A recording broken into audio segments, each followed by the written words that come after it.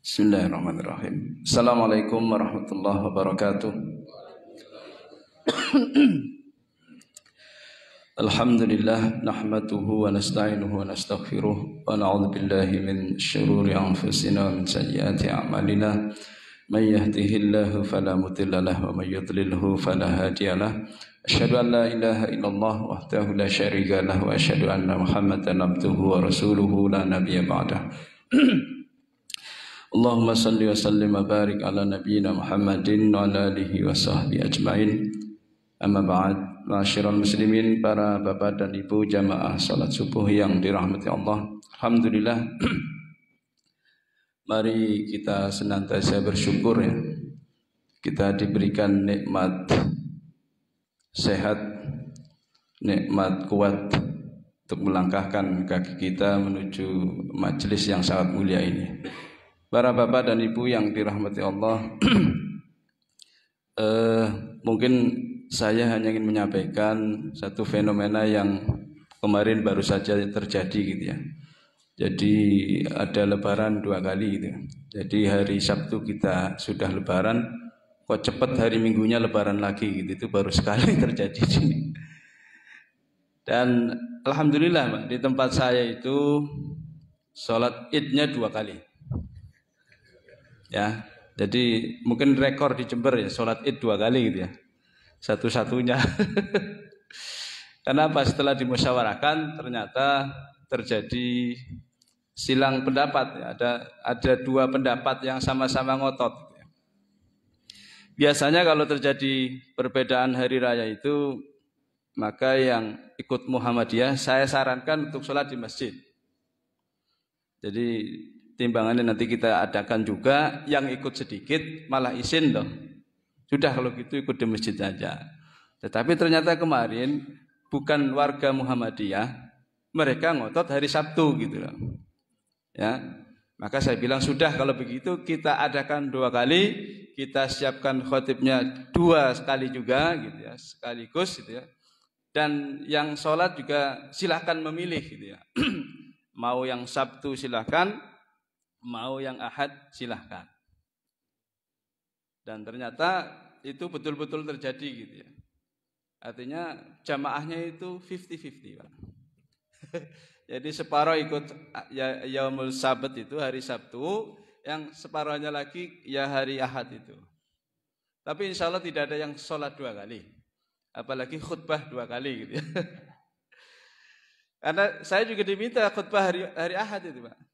Diminta, sudah jauh-jauh hari itu 2 bulan, 3 bulan sebelumnya itu saya diminta untuk mengisi khutbah di Masjid Al-Wahhab Balung gitu ya. Terus saya bilang ke takmirnya, Ustadz, ini nanti Idul Adha yang akan datang ini akan terjadi perbedaan hari raya.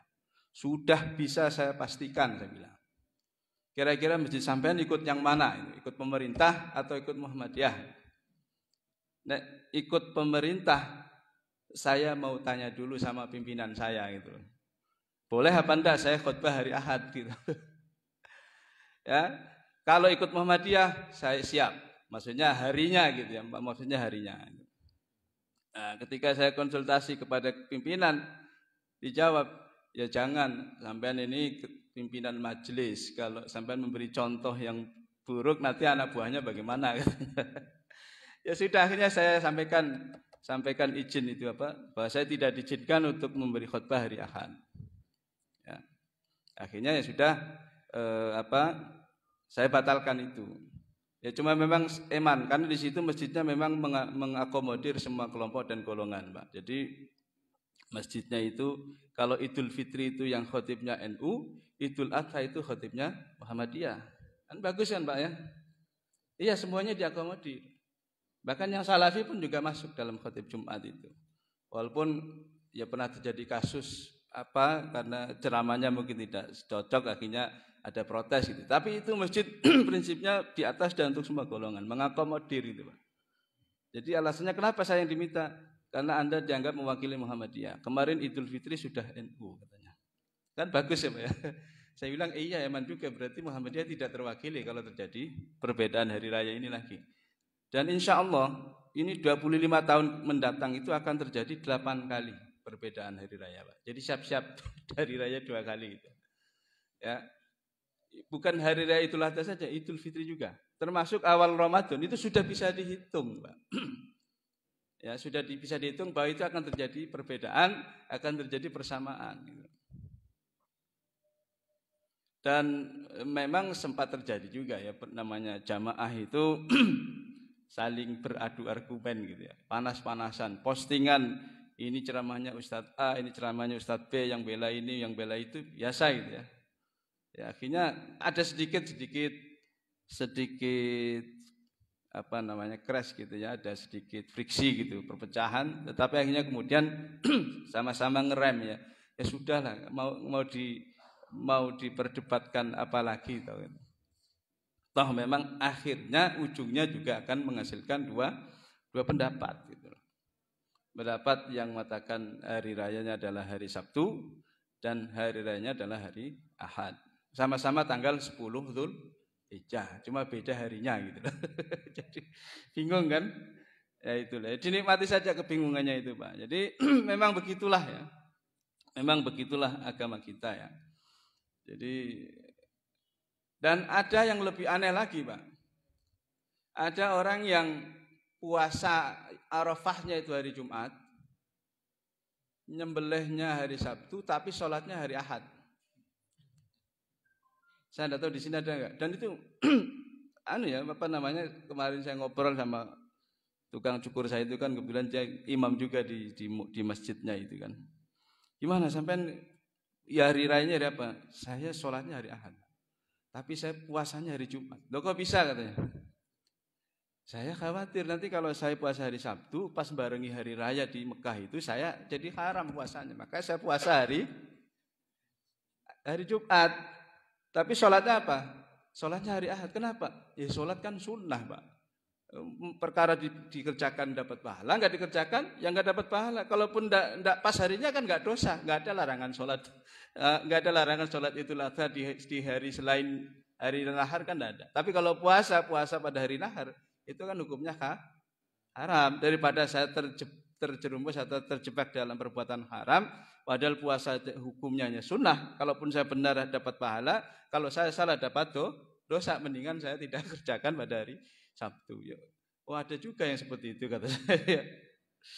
Ada juga yang puasanya hari Sabtu, nyembelihnya juga hari Sabtu, Pak. Bingung kan? Sholatnya hari Minggu, hari Ahad. Karena kebetulan ikut rombongan korban yang disembelihnya hari Sabtu gitu. Jadi kalau mau dipikir-pikir ya gimana gitu terus itu yang benar yang mana yang salah yang mana gitu. Tapi kalau di sini alhamdulillah sepakat ya. Sepakat dari apa, Pak? Hari Sabtu, puasanya hari Jumat ya. Jadi memang khusus untuk hari raya haji itu. Ketika kita menyelisih Mekah, itu pasti akan terjadi persoalan. Ya, persoalan tadi itu ya, kesesuaian. Karena apa? Karena apa yang kita lakukan pada hari raya Idul Adha itu sesungguhnya kan barengi gitu ya.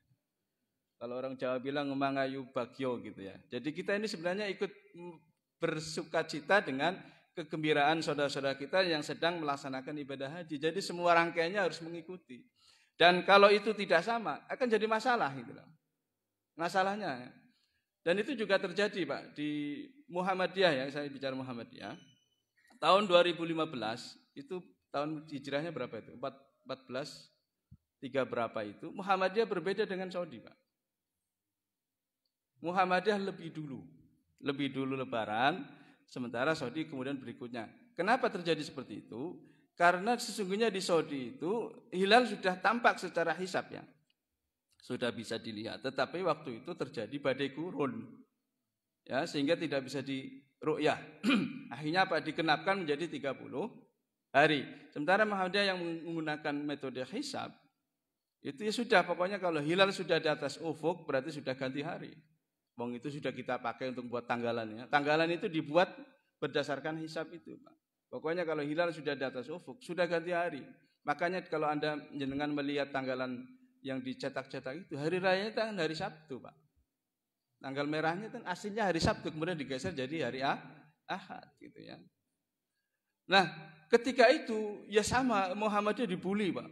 ini gimana sudah nggak sama dengan Saudi, sudah nggak pakai ru'yah, sudah macam-macam. Tapi ya woles saja sudah, ini sudah keyakinan laksanakan, tidak ada masalah. Nah sekarang gantian pemerintah dan ormas NU atau ormas-ormas yang sependapat dengan imkanur ru'yah itu 3 derajat itu yang menyelisih Mekah, ya, menyelisih Saudi. Yang akhirnya kemudian bukan dibully, ya, dipertanyakan gitu loh. Kenapa tidak sama saja dengan Saudi? Wong ini hari raya haji dan kita sesungguhnya hanya mengikuti apa yang dilakukan oleh Mekah sana gitu. Jadi memang harus siap ya. Kecuali nanti hari raya Idul Fitri mungkin berbeda-beda, enggak terlalu bermasalah ya. Paling hanya internal kita saja. Tapi kalau ini masalahnya adalah ini hari raya haji, sehingga kemudian ketika kita berbeda, siapapun itu akan dipertanyakan mengapa berbeda dengan Arab Saudi. Karena kita kenapa tidak mengikut sana saja? Kita itu mengikuti ritual haji yang dilakukan oleh para jamaah haji di sana. Jadi ke depan pun akan demikian. Siapa yang tidak sama dengan Saudi itu pasti akan dipertanyakan untuk hari raya Idul Adha gitu ya. Nah, maka kembali lagi, lalu bagaimana sikap kita gitu ya? Karena bagaimanapun itu terjadi perpecahan, friksi ya. Kadang-kadang perdebatan tapi sudah mulai agak panas gitu ya, sudah mulai ngotot-ngototan gitu ya. Kalau sudah masalah pendapat itu kadang-kadang kan ya sudah ini pendapatku yang paling benar gitu kan, yang lain salah gitu ya. Semuanya kan begitu kan. Postingan-postingan itu kan begitu ya. Saya kan sering di posting itu yang mengkritik metode hisab ya banyak gitu ya. Tetapi bahwa kemudian yang mengkritik imkanur ru'yah juga banyak. Karena apa? Kalau kita lihat bahwa di Lajnah Falakiyah Sidogiri itu sesungguhnya sudah menyatakan bersaksi bahwa mereka melihat hilal pada hari Rabu malam Kamis itu. Sesungguhnya maka Kamis itu sudah masuk tanggal 1 kalau kita murni menggunakan ru'yah. Ya. Kalau murni menggunakan ru'yah pada zaman Nabi itu ketika ada orang yang bersaksi bahwa dia melihat hilal dan dia berani disumpah, ya sudah dipercaya. Tidak usah ditanya ini sesuai enggak dengan hisab. Ini hitung-hitungannya di atas 3 derajat atau tidak ada. Ya, tidak ada kemudian ditentukan minimal 3 derajat itu tidak ada. Sehingga kalau memang mau murni ru'yah, karena kadang-kadang ada saudara-saudara kita yang mengatakan kita harus seperti sunnah Nabi, ya ru'yah ya, tidak boleh dengan hisab. Tapi faktanya mereka tidak pernah dengan ru'yah. Karena mereka menentukan kriteria 3 derajat itu bukan ru'yah itu hisab. Ya.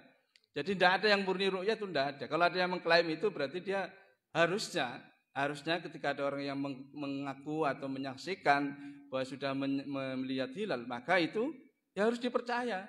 Walaupun benar atau salah, wallahu alam sudah itu. Zaman Nabi enggak ada diinterogasi, sampean sudah tahu hitungannya ini. Posisi hilal sekarang sekian derajat tidak bisa dilihat. Tidak ada seperti itu gitu. Jadi tidak ada yang murni ru'yah, sekarang sama-sama hisab, cuma beda kriteria gitu loh. Yang satu mengatakan selama hilal sudah di atas ufuk, itu berarti sudah ganti hari. Karena sudah terjadi konjungsi atau yang disebut ijtima itu, Pak. Ijtima itu bulan ini kan muteri bumi itu bersama bumi mengitari matahari itu selama 29 hari atau 30. Nah, itu pada saat hari terakhir itu akan terjadi garis sebidang atau garis lurus. Kalau garis lurus itu akan terjadi gerhana, Pak. Nah, gerhana itu untuk mengecek apakah hitung-hitungan hisab itu benar apa salah. Ya, dan posisi seperti tusuk sate itu yang paling ideal untuk mengecek itu. Nah, dan ilmu hisab itu sudah bisa memperkirakan itu sampai 0,0 sekian detik akan terjadi gerhana kapan dan berapa lama itu sudah bisa dihitung. Gitu. Termasuk juga posisi hilal itu, Pak. Jadi itu sudah bisa dihitung.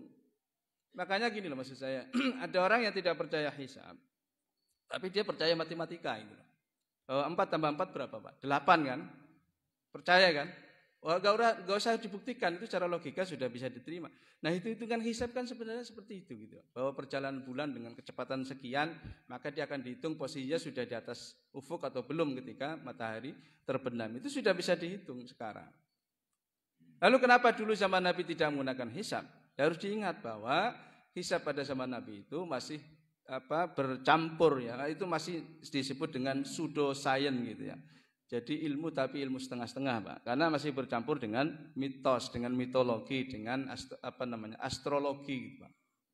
Jadi memang dihitung-hitung untuk menghitung perbintangan seperti yang sekarang itu astrologi itu, Pak.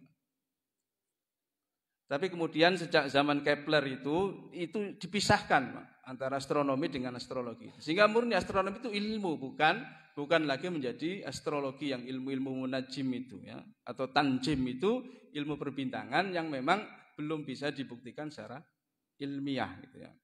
Sehingga memang kemudian ada sebagian ulama-ulama zaman pertengahan yang menolak itu, Ibnu Taimiyah, Ibnu Hajar dan sebagainya. Menolak kenapa? Itu belum bisa validitasnya tidak bisa dibuktikan. Tetapi sekarang itu sudah menjadi satu ilmu murni yang kemudian itu selalu divalidasi ulang, diobservasi ulang, gitu ya.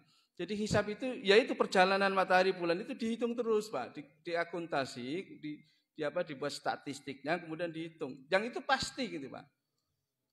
Pasti bahwa misalnya kita menghitung kita berjalan ke barat dengan kecepatan 100 km, maka kita akan sampai Surabaya berapa jam misalnya. Itu sudah pasti, kan. Kalau jenengan percaya itu, percaya hisab. Tapi kalau tidak percaya itu, jangan percaya hisab. Gitu ya.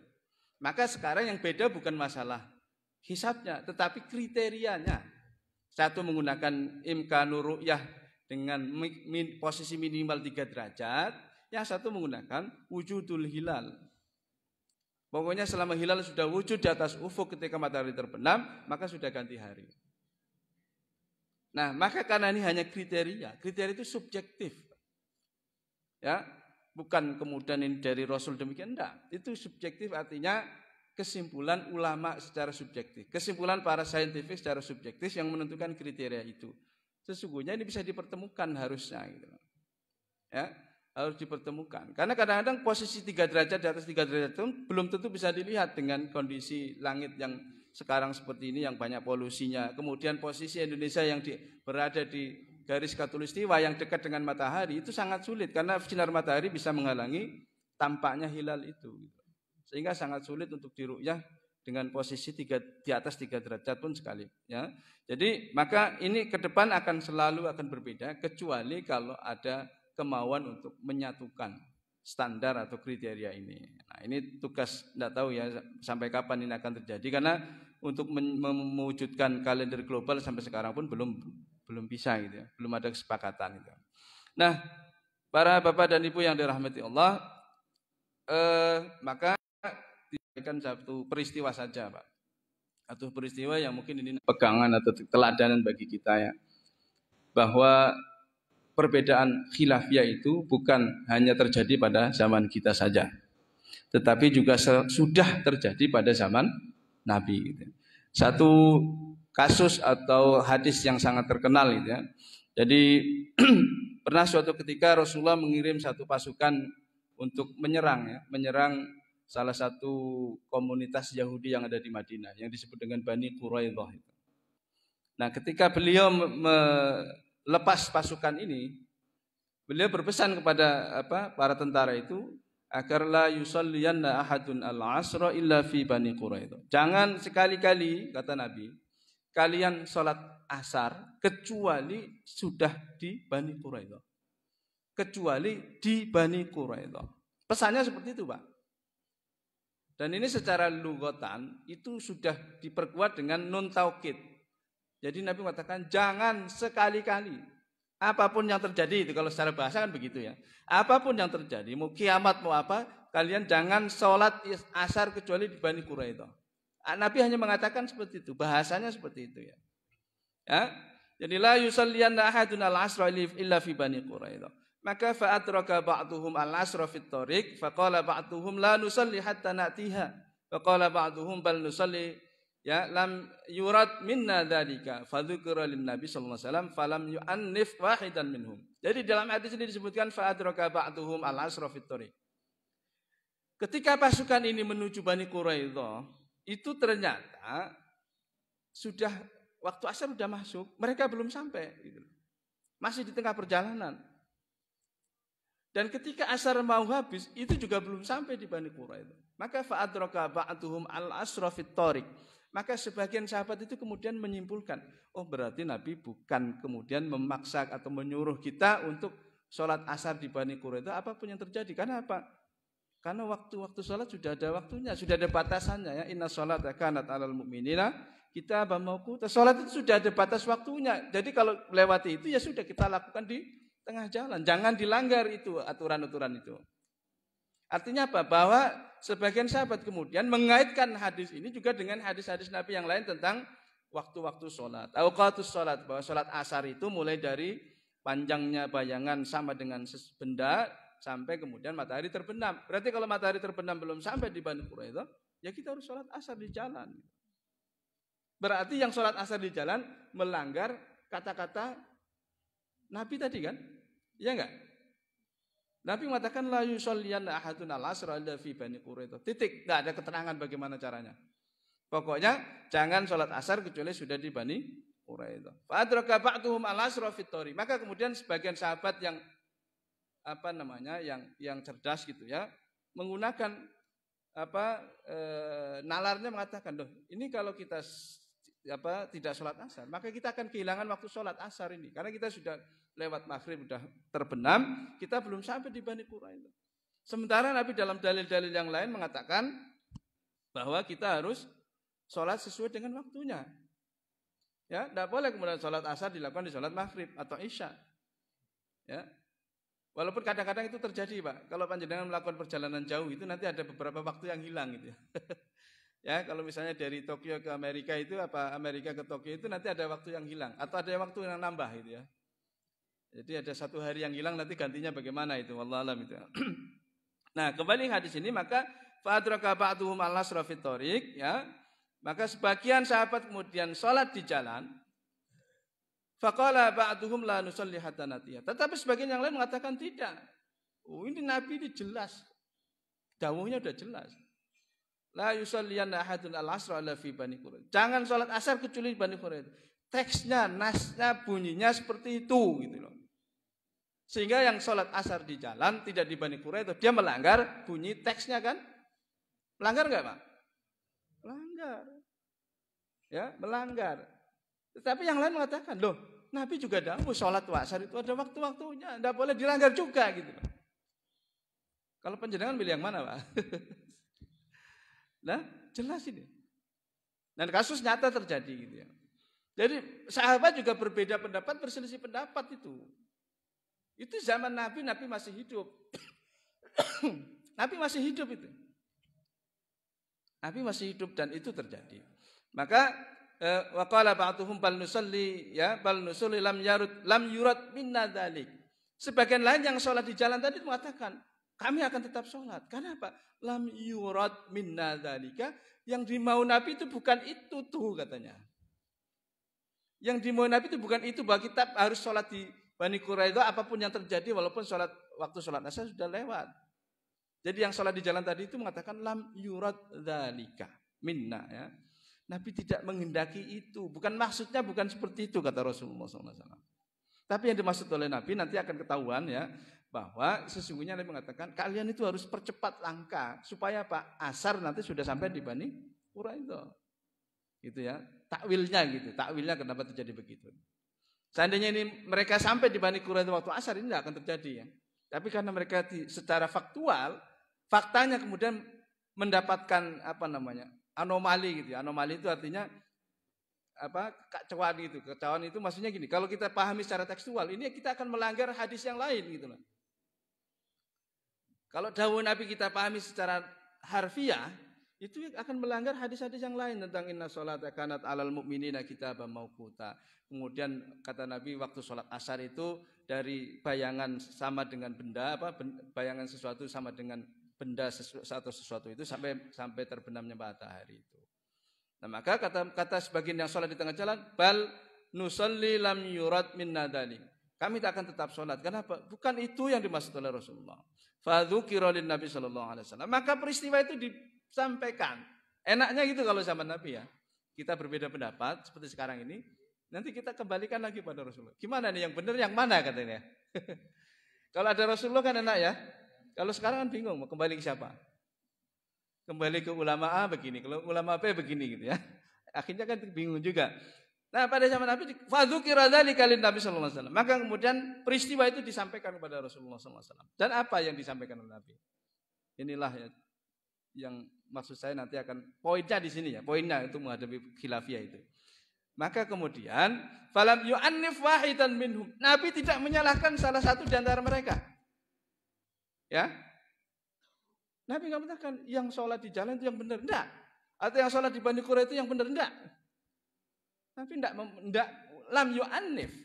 Tidak bersikap keras atau apa ya, kasar atau marah, enggak. Walam yu'annif wahidan minhum. Nabi tidak pernah tidak menyalahkan salah satu di antara mereka gitu loh. Nggak ada yang disalahkan. Sampai salah. Nah, dan kalau coba bayangin Pak, seandainya Nabi itu menyalahkan yang sholat di jalan yang benar, yang di Bani Quraidah yang salah, itu apa yang terjadi? Oh, tambah rame kan? Kan yang ini kan bully-bulian terus nanti ya lewat WA itu. Sampean yang salah, ngeyel gitu. Sampean gitu. Kan gitu kan? Coba kalau Nabi kemudian kata, ini yang benar, yang ini, yang benar, yang ini. Ya, kira-kira apa yang terjadi? Itu akan riuh itu. Geridu orang Jawa bilang ya. Jadi akan saling menyalahkan. Sampai dia kandani ngeyel, sampai dikandani ngeyel. Akhirnya gegeran gara-gara masalah khilaf. Dan walam yu'annif wahidan.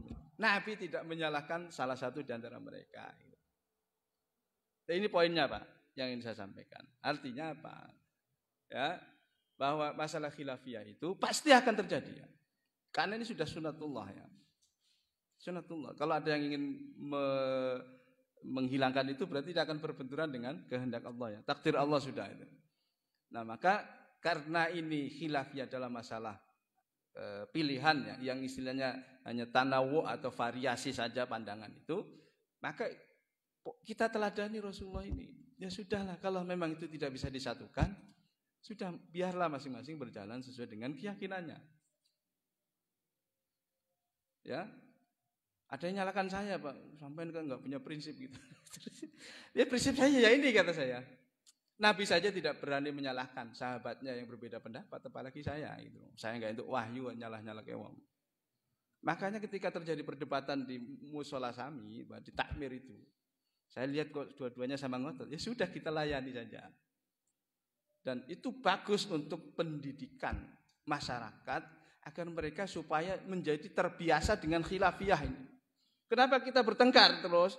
Karena kita tidak pernah diajari bagaimana cara berbeda pendapat yang benar, yang baik. Kita akan selalu diajari ini yang benar, yang lain salah. Kecapku selalu nomor 1, yang lain nomor 2. Kan gitu kan? Selalu. Dalam bahasa postingan itu, ketika mereka berargumen, itu selalu menyalahkan yang berbeda gitu. Apalah ini metode hisab ini pertama kali yang memakai itu orang Rafidhah itu orang Syiah gitu ya. Ulama dulu itu mengharamkan ini gini. Tidak paham konteksnya gitu. Kenapa Ibnu Hajar, Ibnu Taimiyah mengharamkan hisab? Karena waktu itu memang masih ilmu tanjim itu, masih bercampur dengan ilmu astrologi. Sehingga apa? Dan waktu itu ilmu hisab kan belum semaju seperti sekarang. Pemahaman bahwa bumi itu bulat sehingga kemudian menimbulkan ikhtilaful matali' menjadi ikhtilaful ayam itu, bahwa perbedaan matlak tempat-tempat di muka bumi itu akan berbeda. Karena apa? Ada sebagian yang secara hisab aja sudah bisa dipastikan bisa melihat dan tidak bisa melihat, sudah bisa dipastikan. Nah, maka ke depan, karena ini 25 tahun ke depan itu diperkirakan atau dipastikan lah dalam tanda kutip akan terjadi perbedaan hari raya Idul Adha, Idul Fitri, bahkan awal Ramadan. Ya sudah, dinikmati saja khilafiyahnya ini. Dinikmati saja perbedaannya itu ya. Jadi yang mau Sabtu ya benar, yang mau Ahad ya monggo silahkan. Jangan kemudian dilanjutkan di saling mengolok-olok. Karena apa? Walam yu'annif wahidan minhum. Itulah yang diberikan oleh Nabi. Contoh ya. Dan ingat bahwa sebagian besar atau bahkan seluruh dasar-dasar agama kita itu semuanya bertumpu kepada dalil yang sifatnya adalah bahasa. Dan Al-Quran itu kan bahasa. Dasar kita kan Al-Quran bahasa, hadis juga bahasa. Dan bahasa itu multi interpretasi. Seperti kata Nabi tadi, la yusalliyanna ahadun al-asra illa fi Bani Quraidah. Itu secara tekstual itu, kalau kita memahami hanya teks saja, maka yang sholat di Bani Quraidah walaupun sudah masuk waktu Isya, itu yang benar. Kalau secara harfiah. Tetapi memahami teks itu juga harus dikaitkan dengan konteksnya. Bahwa ketika itu ternyata sebelum sampai di Bani Quraidah, waktu asar sudah habis. Berarti kita harus menggunakan dalil yang lain. Dalil yang lain apa? Inna sholata kanat 'alal mu'minina kitaban mawquta. Iya kan? Jadi itulah nalar. Jadi akal itu artinya mengkaitkan satu dalil dengan dalil lain. Itu nalar, Pak. Akal. Jadi akal bukan hawa nafsu, bukan iblis ya. Karena ada yang mengatakan barang siapa yang menggunakan akalnya apakah dia sudah mengikuti syaitan atau mengikuti iblis. Itu salah gitu loh. Wong agama kita menyuruh kita la'allakum ta'qilun itu kan. Agama kita menyuruh kita menggunakan nalar. Kalau ada orang yang anti nalar, anti akal, berarti dia tidak memahami Al-Qur'an. Akal itu hawa nafsu loh. Dari mana kok akal sama dengan hawa nafsu? Tidak. Akal itu adalah bagian dari perintah agama. Kita menggunakan akal dan agama hanya diturunkan kepada orang-orang yang berakal. Maka kembali lagi ya, mari kita sikapi contoh yang diberikan oleh Rasulullah. Rasulullah saja yang dapat wahyu boten tidak berani menyalahkan sahabat-sahabat beliau yang berbeda pendapat. Sudahlah biarlah berbeda silakan. Tidak ada yang ini yang benar ini salah, tidak ada.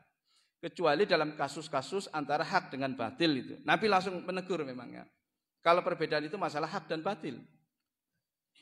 Kan dulu pernah Nabi ketika mendapat laporan ada petugas pajak yang menyerahkan hasil laporan pajaknya itu, dia mengatakan ini untuk negara, ini untuk saya, dihadiahkan untuk saya dari wajib pajak. Maka Nabi langsung naik mimbar, marah beliau. Dan Nabi kalau udah marah naik ke mimbar itu. Beliau mengatakan siapa tadi yang mengatakan apa ini dan itu katanya. Kata Nabi kalau seandainya dia bukan petugas yang diangkat oleh negara, kira-kira dia dapat hadiah itu apa enggak? Enggak. Nah, kalau dia enggak dapat hadiah berarti itu hadiah bukan murni, tetapi berpotensi untuk menjadi suap. Baru potensi saja Nabi sudah mengingatkan seperti itu gitu. Kalau itu hak dan batil. Ya, kalau itu hak dan batil gitu. Jadi, sekali lagi, ini bukan masalah hak dan batil. Ini masalah bagaimana kemudian menyimpulkan dalil-dalil yang tadi sifatnya bahasa tadi. Maka kita ikuti keteladanan yang diberikan oleh Rasulullah SAW. Saya kira demikian. Terima kasih. Assalamualaikum warahmatullahi wabarakatuh.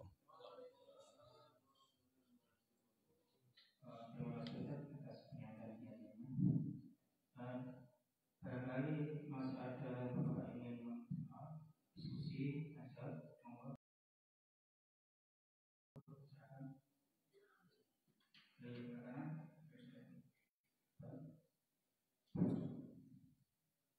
Mungkin dari ibu-ibu ingin menanyakan sesuatu monggo. Bapak.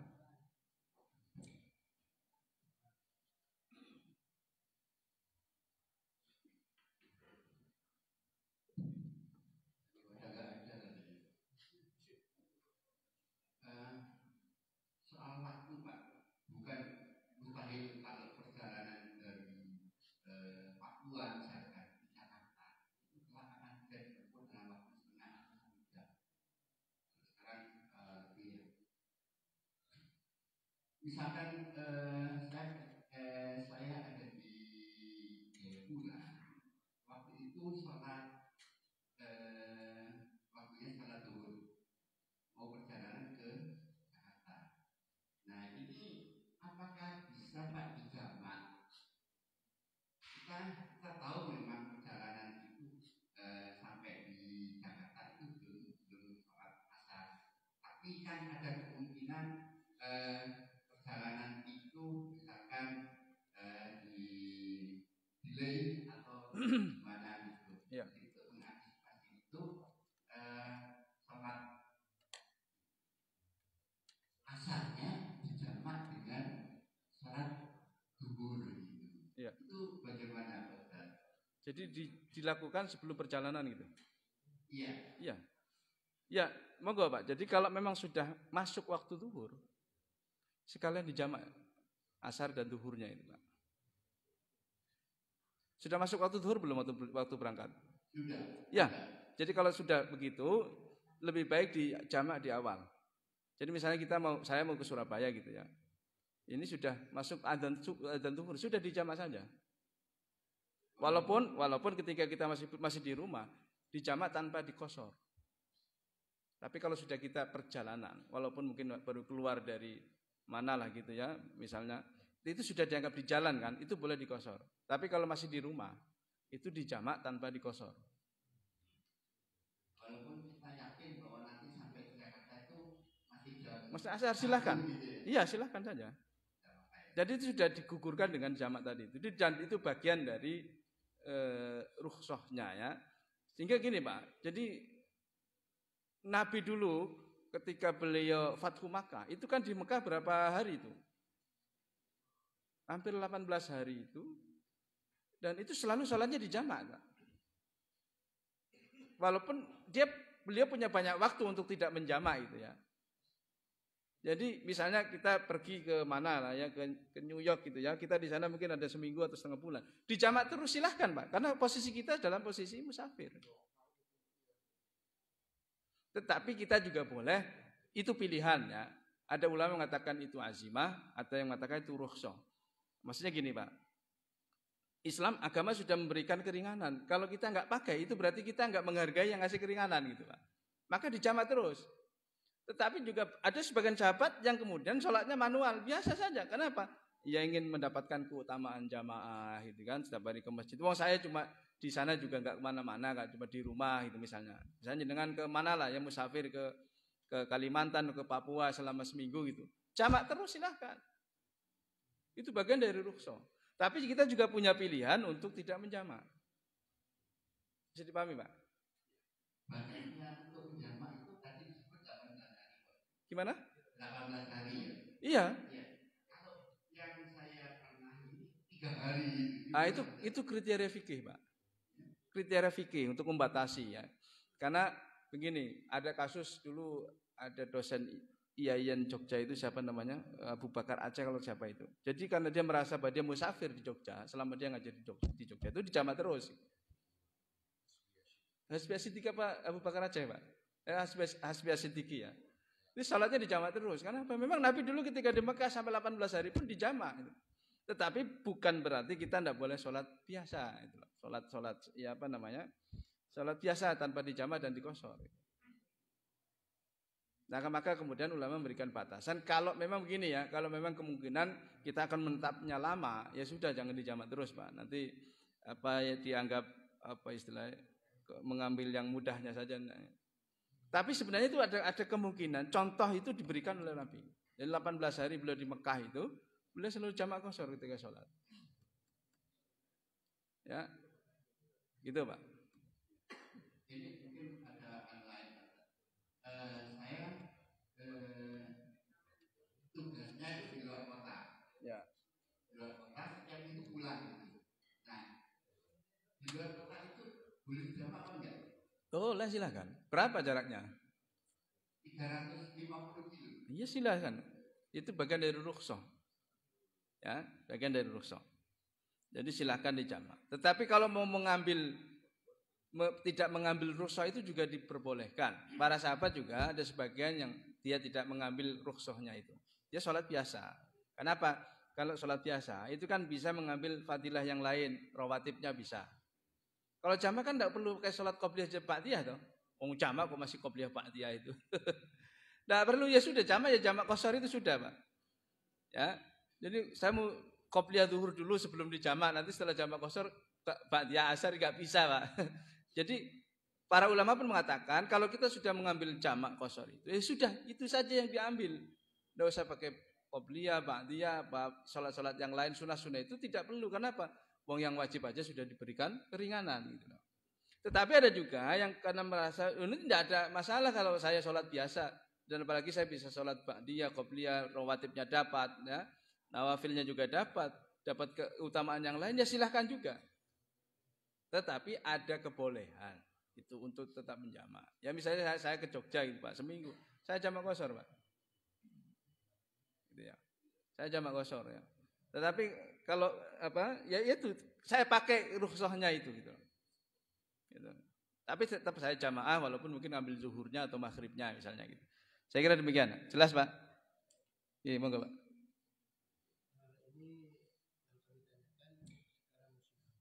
Gimana? Musim haji. Nggih. Selama kita kurang lebih 40 hari di Madinah. Ya.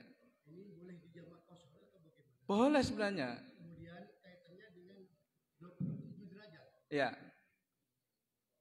Pada waktu saya di Masjidil Haram, Ya. sekarang sholat zuhur berjamaah jelas 4 rakaat mengikuti situasi tempat gitu ya. Karena imamnya orang sana bisa mengikuti.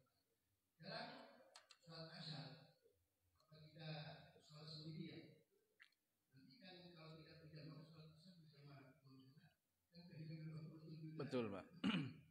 Bagaimana itu? Yang gimana? Ya, jadi makanya rukhsah itu apakah itu azimah atau apa satunya itu lawan azimah itu? Artinya ketika Allah mengatakan ini rukhsah, apakah harus seperti itu diambil atau boleh ada pilihan tidak diambil gitu maksudnya. Nah, ada sebagian ulama yang mengatakan kalau itu rukhsah itu azimah, artinya yaitu sudah kewajiban, tidak boleh kecuali mengambil rukhsah itu. Tetapi ada sebagian ulama mengatakan boleh saja namanya rukhsah keringanan itu diambil boleh, enggak diambil juga boleh, pilihan, Pak. Gitu ya. Nah, kalau kita di jangan Makkah, Pak, Madinah saja. Madinah itu kan mencoba mencari berapa kali waktu itu? Arba'in itu. Ya kalau dengan jamak enggak dapat itu. Tapi makanya saya pun ketika di Madinah tidak saya jamak. Kenapa? Ya kalau saya jamak saya enggak dapat arba'innya itu kan. Ya sudah sholatnya manual biasa gitu Pak maksudnya. Dan itu pilihan. Ya. Tapi kalau misalnya dengan sibuk menjadi petugas haji enggak sempat jamaah dan sebagainya, ya sudah dijamak enggak apa-apa. Kita di Mina dan Arafah kan dijamak terus kan. Tanpa alasan apapun dijamak. Nah itu. Padahal kita bisa jamaah zuhur, asar, maghrib, isya itu bisa kan? Dan akan lebih banyak pahalanya kalau tapi nyatanya karena Nabi mencontohkan seperti itu ya ikutilah. Tapi ketika di Mekah Madinah itu pilihan. Nah, kalau kita ingin mendapat fadilah setiap kali sholat jamaah dapat 27 derajat apalagi sholatun fi masjidi hadza khairun min alfi sholatin ya. Lebih baik 1000 kali ketimbang sholat di tempat yang lain. Manfaatkan itu gitu maksud saya. Kalau kita ikut sholat jamaah itu dapat rawatibnya, qobliyah, ba'diyah, tahiyatul masjidnya dapat. Tapi kalau kita jamak qashar itu kan tidak perlu nih Pak. Tidak dapat itunya ini ya. Walaupun itu boleh, itu pilihan. Jadi ya kalau saya tidak saya jamak karena untuk supaya mendapat fadilah tadi itu. Walaupun kita dalam posisi musafir. Jadi sekali lagi namanya keringanan, dispensasi itu boleh diambil, boleh tidak. Sama kalau kita pegawai itu ada hak dispensasi untuk cuti 12 hari dalam 1 tahun, boleh diambil, boleh tidak. Yang penting jangan melebihi itu kan. Mintanya cuti 12 bulan gitu kan enggak bisa gitu ya. Nah, jadi namanya keringanan boleh diambil, boleh tidak. Saya kira demikian, Pak. Demikian untuk kajian pagi ini. Informasi untuk besok pagi insya Allah akan diisi oleh